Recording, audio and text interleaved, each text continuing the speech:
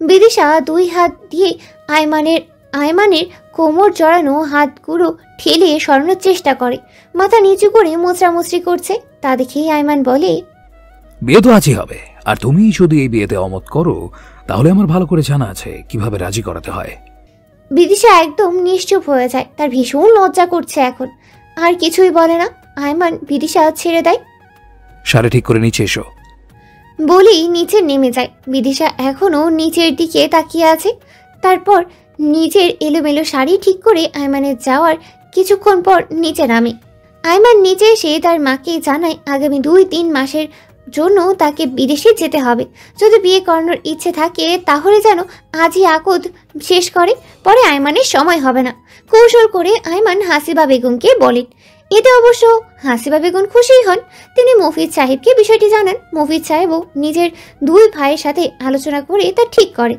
বিদিশাকে নিচে নামতে দেখে হাসিবা বেগম ডাক দিয়ে পাশে বসায়। মফিজ সাহেব শফিকুল ইসলাম এবং হাসিনা বেগমের উদ্দেশ্যে বলেন, ভাই, আপনাদের কোনো সমস্যা না থাকলে আমরা আজই আয়মান আর দিশা মামুনের বিয়ে পড়িয়ে রাখতে চাই। আসলে আয়মান তো দেশের বাইরে বিজনেস পারপাসে যেতে হবে, কবে আসবে বলা যাচ্ছে না। এখন আপাতত শুধু বিয়েটা পড়িয়ে রাখবো, পরে আয়মান বাবা ফিরলে অনুষ্ঠান করে ঘরে তুলবো। এতে আপনারও অনেকটাও সময় পাবেন। এখন আমাদের কোনো আপত্তি নেই তো? শফিকুল ইসলাম খুশি হয়ে, না না ভাই, আমাদের কোনো সমস্যা নেই। কিন্তু আঙ্কেল, আইমান তো দেশের বাইরে যাচ্ছে, আমাকে এমন কিছু বলেনি। তাহলে বাইরের দেশের কোম্পানিগুলোতে কিছু সময়ের জন্য এমার্জেন্সি যেতে হবে। তুমি হয়তো শুনে থাকবে বাইরের দেশের কোম্পানিগুলোতে প্রবলেম চলছিল। হে আইমান বলেছিল আমাকে, কিন্তু যাওয়ার বিষয়টা সকালে ডিসাইড হয়েছে, তাই তোকে জানাতে পারেনি। ঠিক আছে। মফিজ সাহেব তার ছোট ভাই মাহমুদুলকে বলেন কাজে রাখতে, আর কাজে নিয়ে আসতে আধা ঘন্টা লাগবে। তাই বিদিশাকে নিজের ঘরে নিয়ে দিয়ে এসেছে রাফা।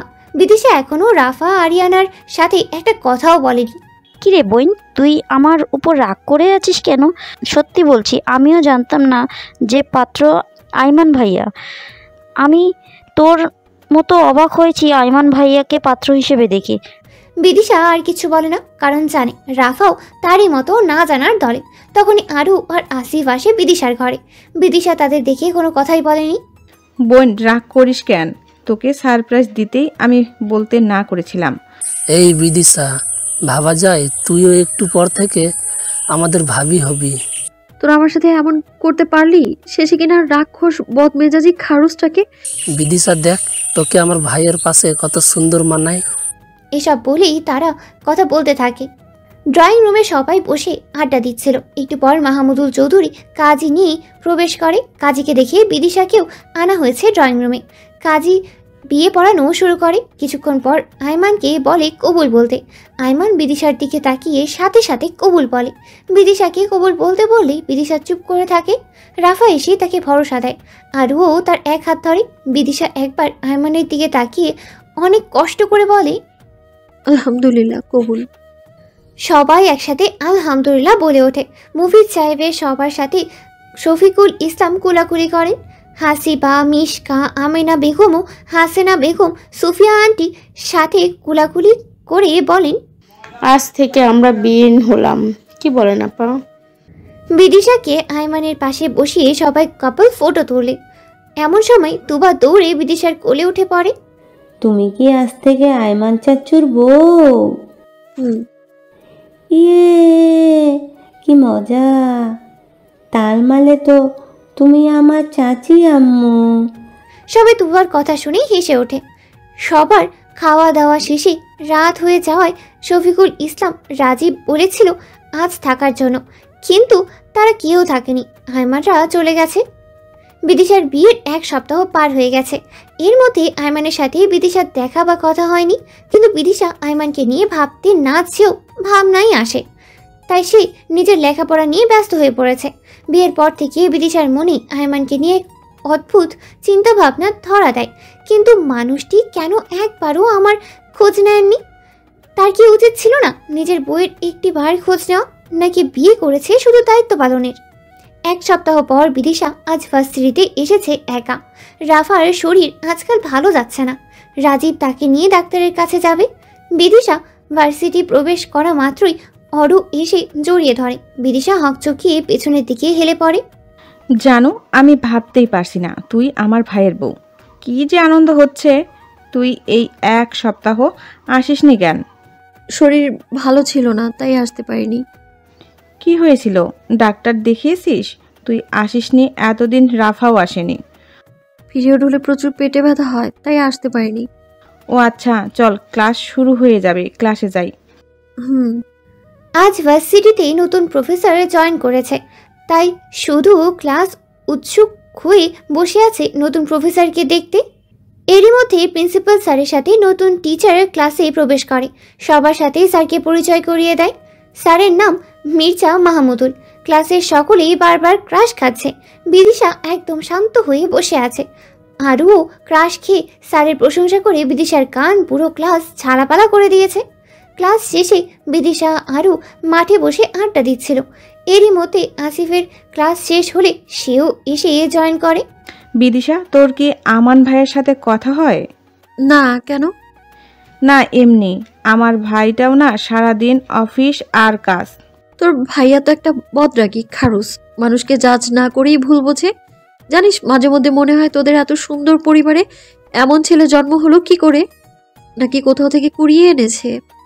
এই, তুই আমার ভাইয়ের নামে একদম এমন বলবি না। আমার ভাই অনেক ভালো। বুঝতেই পারছি। এই এক সপ্তাহে নিজের বউয়ের একবারও খোঁজ নিয়েছে, নাকি বিয়ে যে করেছে ভুলেই গেছে। চিন্তা করিস না, অবসর হলে ফোন দিবে। এখন ভাইয়া একটু বেশি বিজি ব্যবসার কাজে। আচ্ছা বাদ দে, চল ফুচকা খাই। চল। আসিফ বিরক্ত হয়ে, এই তোরা মেয়েরা এটা ছাড়, আর কিছু বুঝিস না? আরও বিদিশা মুখ ভেঙচি কেটে চলে যায়। তারা ফুচকা খাচ্ছিল, এমন সময় হঠাৎ রিমন আসে। আরে আসিফ, কেমন আছো? ভালো ভাইয়া, আপনি কেমন আছেন? ভালো। তোমরা কি করছো এখানে? বিদিশার দিকে আর চোখে তাকিয়ে। এই যে ওরা ফুচকা খাবে তাই। বাই দা ওয়ে, ভাইয়া আমাদের ট্রিট কই? তোমাদের এক সপ্তাহ ধরে খুঁজছি ট্রিটের জন্য, তোমরা কেউ আসোনি কেন? ওই বলতে গিয়েও পারে না, রিমন বলে ওঠে। ঠিক আছে, বুঝেছি। আজ তোমাদের ট্রিট দিব, চলো। তাহলে আপনারা যান, আমি চলি। কেন? তুমিও যাবে? ট্রিট তো মূলত তোমার, মানে তোমাদের জুনিয়র হিসেবে তো দিতেই পারি, তাই না? ঠিক আছে, চলুন ভাইয়া। ওহ, আজকে জম্বেস খাওয়া দাওয়া করব। চলুন ভাইয়া। এই বিদিশা চল। রিমন আরও আসিফ বিদিশা একটি এক্সপেন্সিভ রেস্টুরেন্টের ভেতরে বসে আছে। এক পাশে আরু আর বিদিশা এবং অন্য পাশে রিমন আর আসিফ। রিমন বিদিশাকে অনেক পছন্দ করে, কিন্তু বিদিশার ইন্ট্রোভার্ট স্বভাবের জন্য বলতে পারছে না। আসলে বিদিশা হঠাৎ কোনো মানুষের সাথে মিশতে পারে না, ধীরে ধীরে মিশে, তবে একবার যার সাথে মিশে একদম মন থেকে। বিদিশা, কি খাবে? অর্ডার করো। ভাই আপনি অর্ডার দিন। হ্যাঁ ভাইয়া, আপনি অর্ডার করুন। ভাইয়া আমাকে দিন, আমি অর্ডার করি। আমি খেতে খুব ভালোবাসি।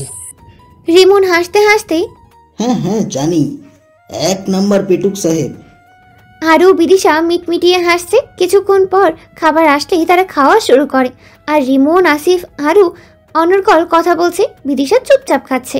রিমন বারবার বিদিশার দিকে তৃষ্ণার্ত প্রেমিকের নজরে আর চোখে তাকাচ্ছে। একই রেস্টুরেন্টে আয়মানের একজন ক্লায়েন্টের সাথে মিটিং ছিল। আয়মান আর আকাশ মিটিং শেষ করে বের হওয়ার সময় পরিচিত কারোর হাসির কণ্ঠ পেয়ে আয়মানের চোখ যায় কর্নারের টেবিলে বসা আরুর পাশে বিদিশাদের দিকে। সে স্পষ্ট রিমনের নজর দেখেছে বিদিশার প্রতি।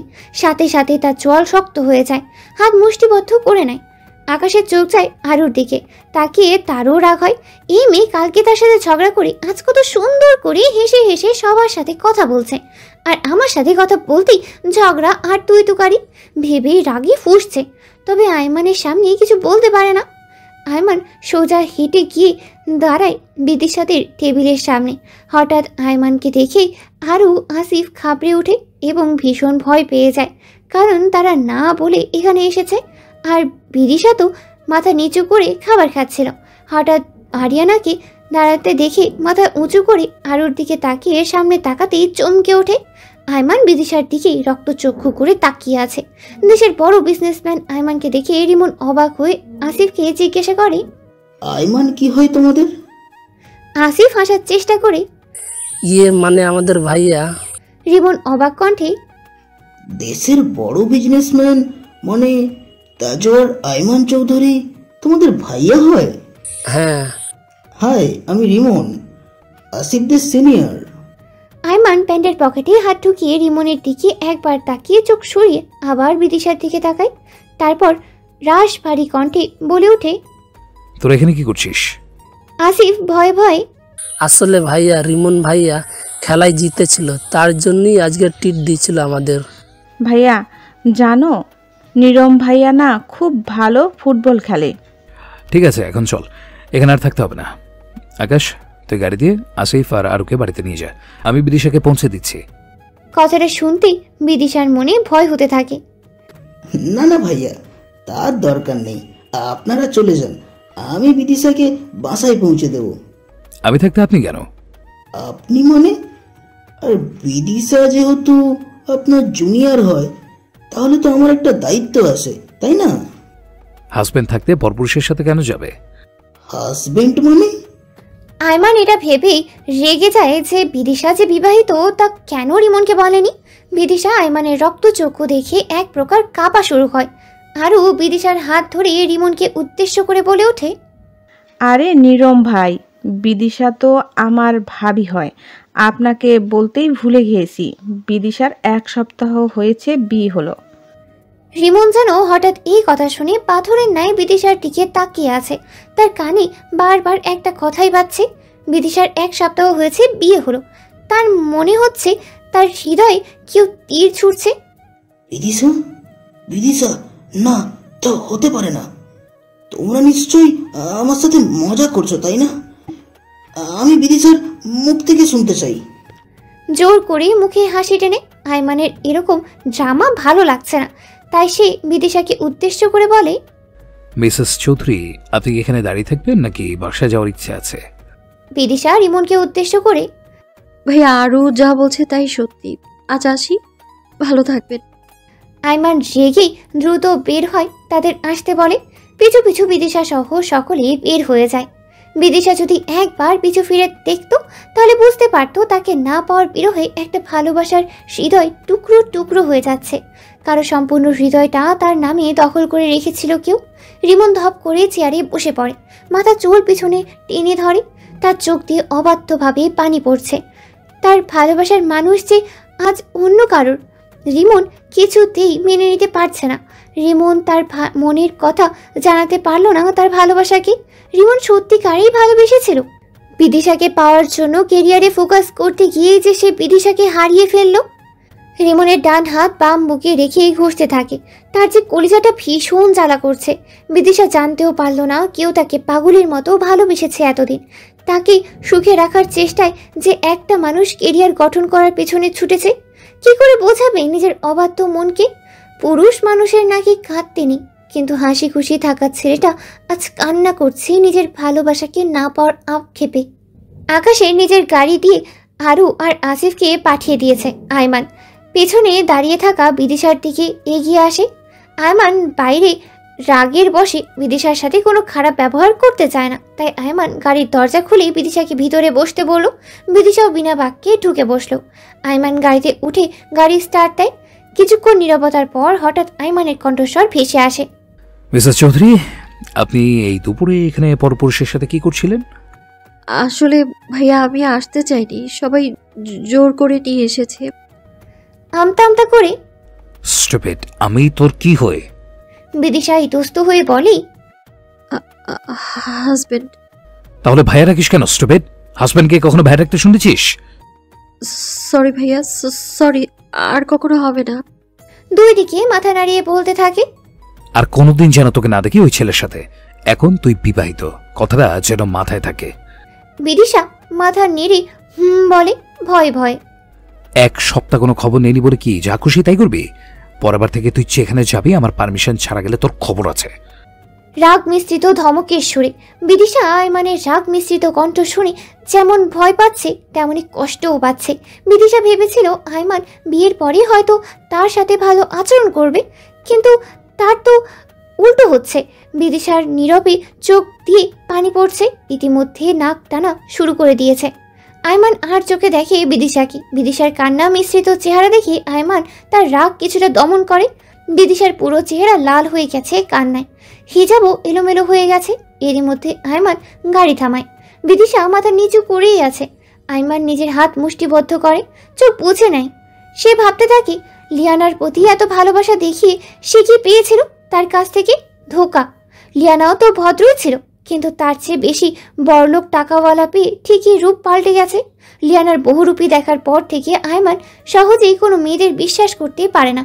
যখনই ভাবে ভালো করে কথা বলবে বিদিশার সাথে, তখনই রিমনের সাথে দেখে মাথা গরম হয়ে যায়। বারবার লিয়ানার ধোকার কথা মনে পড়ে। নামো গাড়ি থেকে।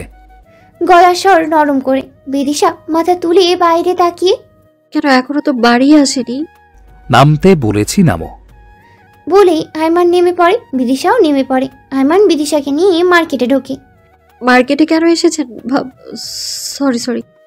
তুমি বোরখা পরো ঠিক আছে, কিন্তু নিকাব পরো না কেন? আমার শ্বাস নিতে কষ্ট হয়। এখন থেকে পরবে, কষ্ট হলেও পরবে। বিদিশা মাথা নাড়ে। আচ্ছা। আয়মান বিদিশাকে নিয়ে একটা বোরখার শোরুমে ঢোকে। দেশের গ্রেট বিজনেসম্যান আয়মানকে দেখে শপের ওনার দাঁড়িয়ে সালাম দেয় এবং অবাক হয়ে বলে, স্যার আপনি আমাদের শোরুমে বসুন স্যার। আয়মান বসে বিদিশাকে ইশারা করে পাশে বসতে বলে। বিদিশাও বসে পড়ে। তারপর আয়মান বিদিশার জন্য 10টা বোরখা 10 কালারের কিনে, তার সাথে 10টা করে হিজাব ও নেকাব, যার মধ্যে কালো রং বেশি। তারপর এগুলো স্টাফ দিয়ে গাড়িতে রেখে আসে। বিদিশা বারবার নিষেধ করছে এত কেনা লাগবে না, সে এতগুলো নিয়ে কি করবে, কিন্তু আয়মান কোনো কথাই শুনছে না। আয়মান কেনাকাটা করার পর বিদিশাকে নিয়ে রেস্টুরেন্টের ভেতর যায়। বিদিশার জন্য খাবার অর্ডার দেয়। বিদিশা বারবার না করছে, কিন্তু আয়মান কোনো কথা শুনছেই না। যাও ওয়াশরুম থেকে ফ্রেশ হয়ে এসো। বিদিশা ওয়াশরুম থেকে মুখ ধুয়ে হিজাব ঠিক করে আসে। বিদিশার স্নিগ্ধ মুখ দেখে আয়মানের মনে একরাশ শান্তি বয়ে যায়। এতদিন তো তার এমন হতো না, আজ কি এটা ওই পবিত্র বন্ধনে আবদ্ধ হওয়ার জন্যই হচ্ছে? এরই মধ্যে খাবার চলে আসলে আয়মান বিদিশাকে বলে, নাও তাড়াতাড়ি ফিনিশ করো।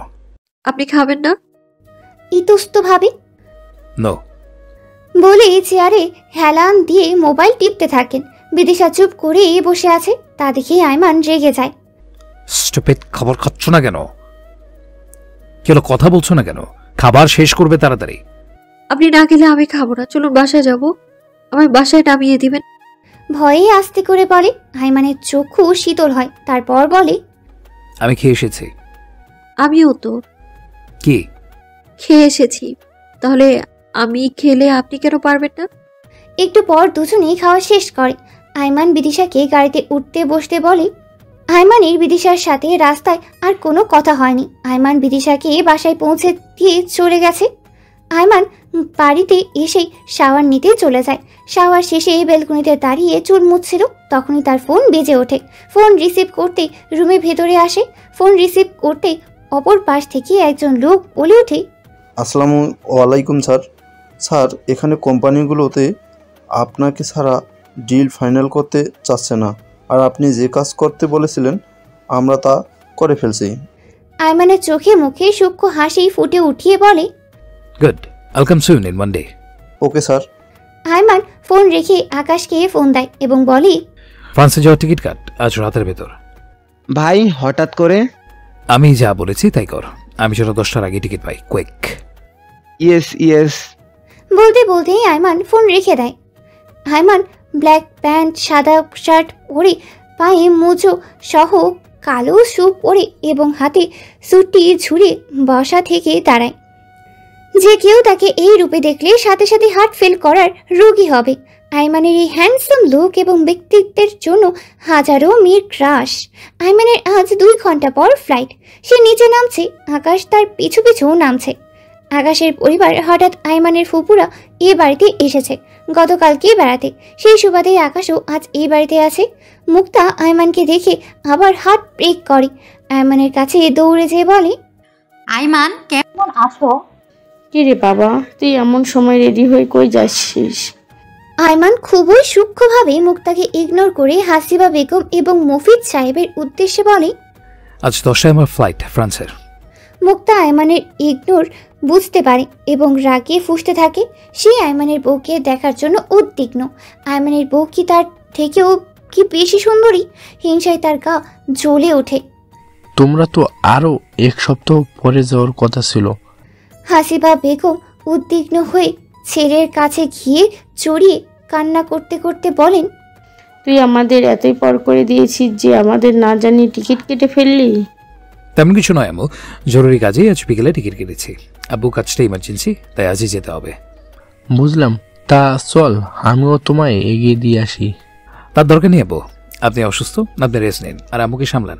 আমার সাথে আকাশ আর ছোট চাচা যাচ্ছি এয়ারপোর্ট পর্যন্ত, আর আমি কতদিনের জন্য যাচ্ছি সেও বলতে পারছি না, তবে কাজ শেষ হলেই ফিরে আসবো। বলেই আইমান আকাশ এবং তার ছোট চাচাকে নিয়ে চলে যায়। বিশ্বের সৌন্দর্য এবং আধুনিক নাগরিকের মধ্যে অন্যতম নবম ফ্রান্সের রাজধানী প্যারিস। বর্তমানে সভ্যতার মাপকাঠিতে ফরাসিদের তুলনা হয়ই না। প্রাচীন থেকে প্রাচীন আভিজাত্য সকল কিছুই আছে এই শহরে। আইমান বাংলাদেশের সময়ে সকাল 8টায় পৌঁছেছে। এখন ফ্রান্সের মধ্যরাত। আইমান নিজের বাড়িতে উঠেছে। এখন সে ক্লান্ত দেহ নিয়ে ফ্রেশ হয়ে ঘুমের রাজ্যে পাড়ি জমায়। কাল থেকে তার অনেক কাজ, নানা কাজে ব্যস্ত হয়ে পড়বে সে, তাই আজ বিশ্রাম নিয়ে নিচ্ছে। বিদিশা সকাল সকাল ঘুম থেকে উঠে নামাজ পড়ে বাড়ির পেছনে বাগানে গেছে হাঁটতে। হাঁটতে হাঁটতে বিদিশা প্রকৃতির নরম স্নিগ্ধ বাতাস অনুভব করছে। সেখানেই একটা দোলনায় বসে বসে এই কয়েকদিনে পাল্টে যাওয়া তার জীবন নিয়ে ভাবছে। ভবিষ্যতে কি আছে তার, কি হবে, এসব ভাবতে ভাবতেই সময় পার হয়ে যায়। ভার্সিটির সময় হয়ে যাচ্ছে, তাই বাড়িতে প্রবেশ করতে রাফার সাথে দেখা হয়। রিদিশা, আজ ভার্সিটি যাবি না? যাবি। তোর শরীর কেমন এখন? ভালো রিদিশা, আমরা সবাই মিলে ঘুরতে গেলে কেমন হয় দূরে কোথাও? এই একঘেয়েমি লেখাপড়া আর ভাল লাগে না। রে, ঠিক বলেছিস। এই রাফা, চল আমরা একটা ফ্যামিলি ট্যুর দিই, অনেক মজা হবে। আচ্ছা, কোথায় যেতে চাস, পাহাড়ে নাকি সমুদ্রে? পাহাড়ে গেলেও তো ক্লান্তি শরীর নিয়ে ঘুরতেই বা পাহাড়ে উঠতে ক্লান্ত হয়ে যাব, তার চেয়ে বরং চল সমুদ্রে ঘুরে আসি। এই রাফু, তুই কিন্তু ভাইয়াকে রাজি করাবি আর আমি আম্মুকে। বিদিশা আর রাফা হাই ফাইভ করে এবং প্ল্যান করতে থাকে মা আর রাজীবকে রাজি করানোর। এই তুই জামাটাকে আমার ঘাড়ে দিচ্ছিস কেন? আমি কি জানি ডিল ফাইনাল। আব্বু ঘুরতে ভালোবাসেই, শুধু আম্মুকে রাজি করাতে পারলেই আমার কাজ শেষ। রিদিশা। বিদিশা এক হাত পেটের কাছে ভাঁজ করে অন্য হাতে রাস্তা দেখিয়ে মাথা দুলিয়ে বলে ওঠে, ভাবি সাহেবা যান, তাড়াতাড়ি রেডি হন, ইউনিভার্সিটিতে যেতে হবে, ভুলে গেলেন? হ্যাঁ ননদিনী, যাচ্ছি, আপনিও গিয়ে তৈরি হয়ে নিন। রাফা আর বিদিশা চলে যায়, আর পেছন থেকে সুফিয়া বেগম তাদের কাণ্ড দেখে হাসতে হাসতে সোফায় গিয়ে বসেন। এখন বাড়িটা আগের চেয়ে আরও হাসি খুশিই হয়েছে। সুফিয়া বেগমের খেয়াল বিদিশা রাফা দুজন মিলেই রাখে। সুফিয়া বেগম যেন দুটো মেয়েকে পেয়ে এখন নিজের অতীত আর ভাবেনি না। তারাই নানান কর্মে কাজে ভুলিয়ে রাখে। পুরনো একটা বাড়ির নিচে বেসমেন্ট একটা লোককে পেটানোর ফলে অবস্থা প্রায় আত্মরা হয়ে আছে। লোকটিকে ঘিরে 4 জন লোক দাঁড়িয়ে আছে। 4 জনের মধ্যে তাদের বস এগিয়ে এসে লোকটির চুল টেনে মাথা উপরে তুলে এবং বলতে থাকে, যদি বাঁচতে চাস বল, ওই ফাইলটা কোথায় আছে, আর তুই কার হয়ে কাজ করছিস? তুই 12 বছর আগে বাচ্চাটাকে কার কাছে দিয়েছিস, কোথায় রেখেছিস? বাধা লোকটি কোনো কথাই বলতে পারে না, সে অজ্ঞান হয়ে গেছে। লোকটি চিল্লিয়ে বলে, জানোয়ারের বাচ্চা, তুই যদি উত্তর না দিস তোকে এখানেই শেষ করে দেব। বলি একটা ঘুষি মারি। তারপর 4 জন লোক ব্যক্তিটাকে সেখানে আটকে দরজা লাগিয়ে চলে যায়। তখনই একজন লোক বলে ওঠে, বস লোকটি, আমার নাম মির্জা মাহমুদুল। জানোয়ারের বাচ্চার থেকে কিভাবে কোথাও বের করতে হয় জানা আছে আমার আগামী 1 ঘন্টার মধ্যে ওই বেটার পুরো ফ্যামিলি 14 গোষ্ঠী তথ্য চাই। মির্জা মাহমুদুল নিজ ঘরে ছোট্ট একটা ছবি আঁকড়ে বসে আছে। ছবিটির দিকে তাকিয়ে, কোথায় তুমি প্রিয়সী? তুমি কিভাবে হঠাৎ হারিয়ে গেলে? কেমন আছো? কেমন হয়েছো দেখতে? নিশ্চয়ই অনেক বড় হয়েছো। রাজকুমারী হয়ে গেছো নাকি?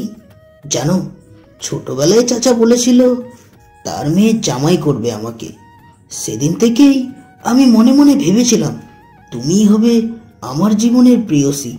আমার জীবনটা তোমার নামে লিখেছিলাম সেই ছোট্টবেলায়। তোমাকে খুঁজতে যতদূর যেতে হয় আমি যাব। পাতালে থাকলেও পাতাল থেকেই বের করব তোমায়। অনেকক্ষণ বুকে ছবিটি আঁকড়ে ধরেছিল মির্জা মাহমুদুল। তারপর উঠে ফ্রেশ হয়ে ধীরে ধীরে রেডি হয়ে ভার্সিটি যাওয়ার উদ্দেশ্যে। আসিফ আজকে ভার্সিটি আসেনি, তার এলাকায় বন্ধুদের সাথে ফুটবল খেলা আছে। আরিয়ানা ভার্সিটি এসে গেটের সামনে বিদিশা আর রাফার জন্য ওয়েট করছে। এমন সময় আরিয়ানার ফোন বেজে ওঠে। দেখে আকাশ ফোন করেছে, রিসিভ করতেই, আরু তোর ভার্সিটি আজ কয়টায় শেষ? 12টায় শেষ হবে ভাইয়া। ঠিক আছে, ক্লাস শেষে ওয়েট করিস, আমি নিতে আসবো। বলেই ফোন কেটে দেয়। আরও কিছু বলতে যাবে এমন সময় তাকে বিদিশা ডাক দেয়। আর তুই এখানে কেন? ক্লাসে গিয়ে ওয়েট করতে পারতিস। আরে আজ আসিফ আসে নাই, তাই বাইরে ওয়েট করছি। ও আচ্ছা, চল ক্লাসে। আরু, তুই কি কাউকে পছন্দ করিস? কেন, তোর হঠাৎ এমন মনে হলো কেন? এমনি ভাবছি তোকেও সুপাত্রের হাতে তুলে দিলে 3 বান্ধবী মিলে জামাইগুলোর টাইট দিব। আমি যাচ্ছি না এত তাড়াতাড়ি, আগে ভাইয়ের বউকে জ্বালাবো, তারপর যাব। বাই দ্য ওয়ে বিদিশা, ভাইয়া গতকাল রাতে ফ্রান্সে চলে গেছে। বিদিশা চমকে তাকিয়ে বলল, আমাদের জানায়নি কেন? আরে আমরাই তো জানতাম না, ভাইয়া হঠাৎই নিচে এসে বলে ফ্রান্স যাচ্ছে, ভাবা যায়? খালি খালি তোর ভাইকে আমি খারুস বদরাগি গন্ডার বজ্জাত বলি নাকি? হ্যাঁ ভাই, ঝগড়া থামা আর চল ক্লাসে যাই তাড়াতাড়ি। এদিকে আয়মানের ব্যস্ততার দিন কাটছে। সে গোপনে কিছু কাজ পর্যবেক্ষণ করছে। আজ তার অফিসে সবচেয়ে বড় ডিল কনফার্ম করেছে। এখন সে প্যারিসের একটি নামি দামি রেস্টুরেন্টে ঢুকি দেখতে পায় লিয়ানা ওয়েট করছে। এদিকে আয়মানের ব্যস্ততার দিন কাটছে। সে গোপনে কিছু কাজ পর্যবেক্ষণ করছে। আজ তার অফিসের সবচেয়ে বড় ডিল কনফার্ম করেছে। এখন সে প্যারিসের একটি নামি দামি রেস্টুরেন্টে ঢুকেই দেখতে পায় লিয়ানা ওয়েট করছে তার জন্য। লিয়ানা আয়মানকে দেখেই উঠে এসে আয়মানকে জড়িয়ে ধরে। আয়মান এক ধাক্কা দিয়ে লিয়ানাকে দূরে সরিয়ে বলে, এই নষ্ট মেয়ে, তোর একটা দিয়ে হয় না, জামাইটাকে পরপুরুষকে এসে জড়িয়ে ধরিস। লিয়ানা ন্যাকা কান্না করতে করতে, আয়মান প্লিজ আমি ক্ষমা করো, আমার ভুল হয়ে গেছে, আমি আর কখনো তোমায় ছেড়ে যাব না। আয়মান ঠাস করে লিয়ানাকে এক চড় মারে, বলে, বাস্টার্ড লোভী মেয়ে, তোর মতো মেয়েকে আমার লাইফে রাখবো? আয়মান চলো আমরা আবার আগের মতো করে লাইফকে লিড করি। দেখো আমি আর এমন ভুল কখনো করবো না। আমি এখনো তোমায় ভালোবাসি, আমি জানি তুমিও আমায় ভালোবাসো। তোর মতো কুলাঙ্কার মেয়ে যার লাইফে যাবে তার লাইফই হেল হয়ে যাবে। আমি তোকে ভালোবাসি না। আমার বিয়ে হয়ে গেছে, আমার বউ তোর মতো শয়তান লোভী নয়, খুব নিষ্পাপ। মিথ্যা কেন বলছো আয়মান? আমরা কেউ জানি না কেন তোমার বিয়ের খবর। হ্যাঁ, আমার যখন ইচ্ছে হবে তখন পাবলিশ করবো। This is my wish. শেষবার তোর পরিণতি দেখতে আসলাম। বলেই চলে যায়। লিয়ানা চিল্লিয়ে চিল্লিয়ে, আয়মান আয়মান আমি জানি তুমি এখন আমায় ভালোবাসো। আমি ফিরবো আবার তোমার জীবনে। আমি বাংলাদেশে যাচ্ছি খুব তাড়াতাড়ি। আয়মান লিয়ানার কথা শুনতে পায় না। তার আগে আয়মান রেস্টুরেন্ট থেকে বের হয়ে যায়। আয়মান বের হতে আয়মানের বিয়ে উইলিয়াম গাড়ির দরজা খুলে দেয়। আয়মান গাড়িতে উঠে বসতেই উইলিয়াম গাড়ির স্টার্ট দেয়। বিদিশা ভার্সিটি থেকে ফিরতেই হাসিবা বেগমের আঁচল ধরে ঘুরঘুর করছে, আর রাফা সোফায় বসে আছে। তার কাজ রাজীবকে রাজি করানো। রাজীব বলেছে আচ্ছা যাবে, তার আগে মাকে রাজি করাতে। কি মতলব বলে ফেল।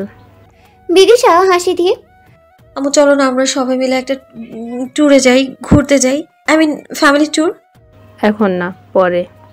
আমু তুমি এখনই আমায় পর করে দিচ্ছ। বুঝেছি কয়দিন পর তো চলেই যাব, তাই এখনই ইগনোর করছো। হাসিনা বেগম বিদিশার কান টেনে বলে, পাকা পাকা কথা কই শিখছস? হ্যাঁ, তোকে না মারলে শান্তি পাস না। আমু প্লিজ প্লিজ। বলেই হাসিনা বেগমকে জড়িয়ে ধরে। আর তার পিছু পিছু ঘুরঘুর করতে থাকে। রাজীব আইমানের সাথে কলে কথা বলতে বলতে ঘরে ঢুকছিল। এমন সময় রাজীব বিদিশাকে দেখিয়ে বলে, কি রে বিদিশা, তুই এভাবে পাগলের মতো ঘুরু ঘুরু করছিস কেন? আইমান ওই পাশ থেকে বিদিশার কথা শুনে কান খাড়া করে। রাজীব দেখ, এই মেয়ের এখন নাকি ঘরে থাকতে ভালো লাগছে না, সে নাকি ফ্যামিলি ট্যুরে যাবে। দেখেছিস ভাইয়া, মা তোর কথা ফেলতে পারে না, কিন্তু আমাকে এক্ষুনি পর করে দিচ্ছে। আমি কখন থেকে বলছি, রাজি হচ্ছে না। বলেই রাগ করে ঘরে চলে যায়। রাফাও রাজীবকে ভেঙচি কেটে চলে যায়। রাজীব আহাম্মক হয়ে গেছে রাফার রিয়াকশন দেখে। কানে ফোন রেখেই বলে, যাক বাবা, কিছু করলাম না আর সব দোষ আমার, এখন আমাকেই রাজি করাতে হবে। রাজীব আইমানকে উদ্দেশ্য করে, বিদিশা এখন রাগ করে ঘরে গিয়ে দরজা বন্ধ করে বসে থাকবে, মাকে রাজি না করানো পর্যন্ত। পারলে নিজের বউকে বোঝাস। আচ্ছা রাখি, পরে কথা বলবো। রাজীব মাকে বোঝাতে ব্যস্ত হয়ে পড়ে। এখন সত্যি বলতে সবার একটু রিল্যাক্সের জন্য ঘোরা প্রয়োজন। বিদিশা ঘরে বসে ইউটিউব দেখছিল।